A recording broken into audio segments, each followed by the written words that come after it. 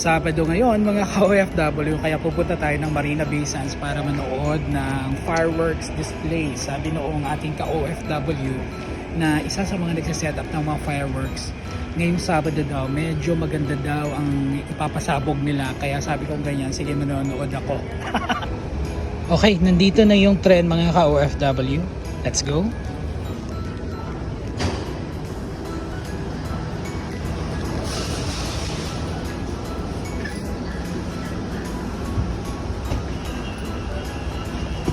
Andito na tayo ngayon mga ka-OFW sa may Bayfront at nako, ang daming tao mga ka-OFW. Tingnan nyo yan.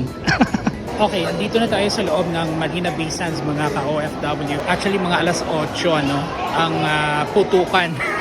So libot-libot muna tayo dito sa may MBS. Ka-OFW, oh, may papakita ako sa kanyo. Ito yung parang centerpiece nila. Oh. Ang ganda no? Mga totoong bulaklak to mga ka-OFW. Ayan, tingnan nyo.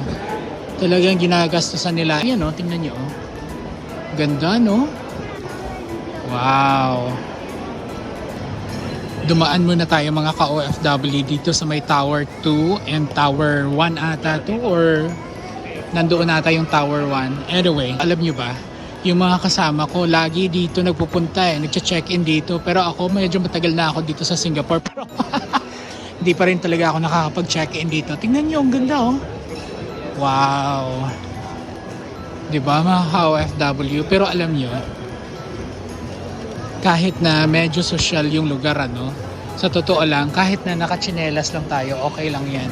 Kasi hindi ba sa Pilipinas, iba yung mentalidad natin. Kahit napupunta lang tayo ng mall, kailangan nakapostura. Dito mga ka-OFW, kahit nakachinelas ka lang. Pwede kang makihalubilo dito, pwede kang maglakad dito kasama yung mga mga sosyal na naka-Prada, naka-Gucci, naka-Louis Vuitton, naka-Americana, naka-suit, naka-tuxedo. walang papansin sa iyo dito sa totoo lang. Ito yung kabilang side mga ka-OFW. Tingnan nyo, ang ganda no? Wow, talagang malulula ka sa ganda mga ka-OFW. Tingnan nyo yan oh. Ganda!